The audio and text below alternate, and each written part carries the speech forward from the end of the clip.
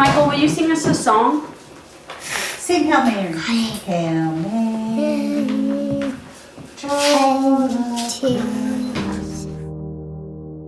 God writes the best stories, and we didn't realize what he was doing in our lives or what he was doing in the world when all this was going on. Only looking back on it did we see all of those things that lined up to bring us to this day, and we sit there with our mouth hanging open. Michael, he's always been a miracle to us. You know, we've always called him a miracle. But then there's a part of you that doesn't realize the gravity of the miracle. You can tell that God is a real player in their family. He's not a hobby. He's actually a person who lives in their house with them.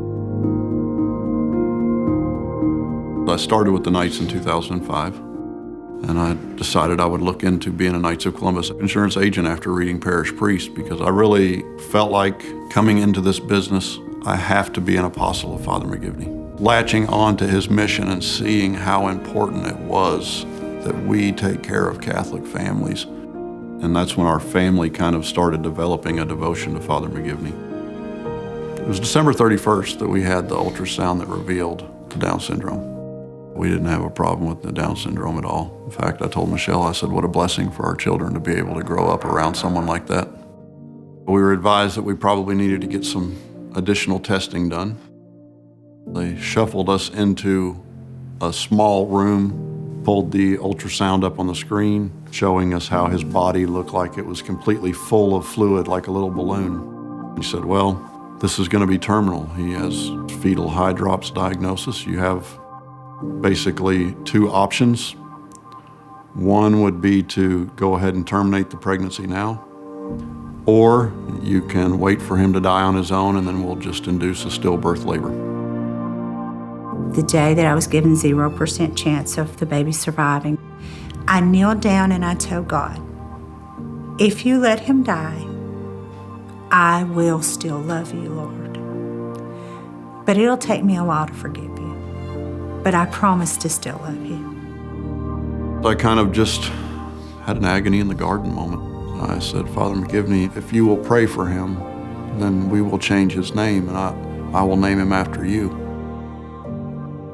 Every year, the Knights of Columbus puts on an incentive trip for their agents.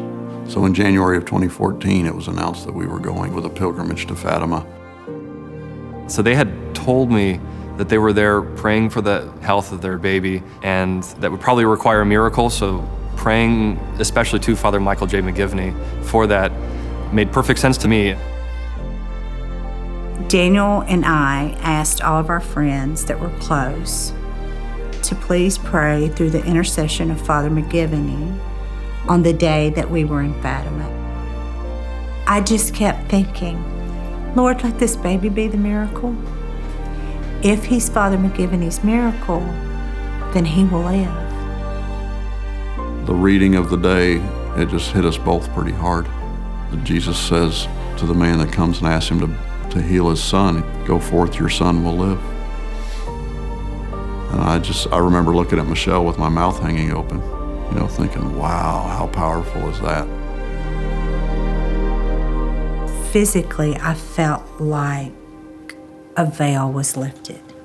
The brokenness in my heart was softened, probably from the words, you may go in peace, your son will live.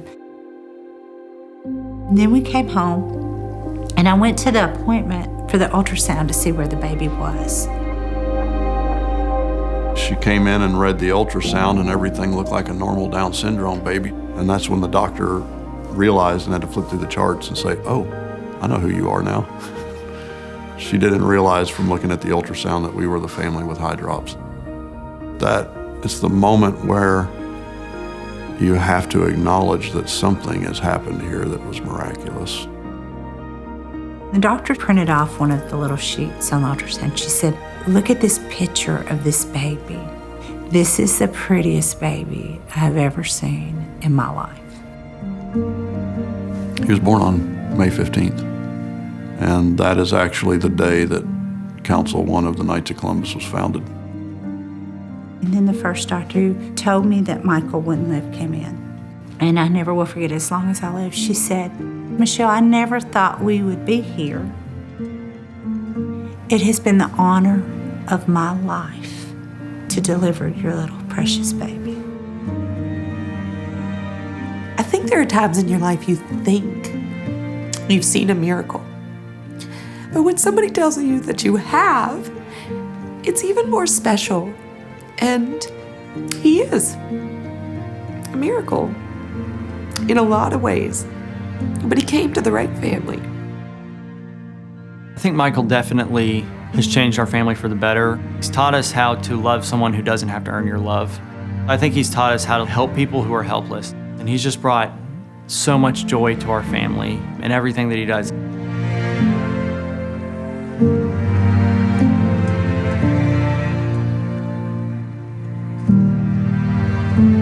I just walked downstairs one day and everyone was all screaming like, "Oh, it's approved."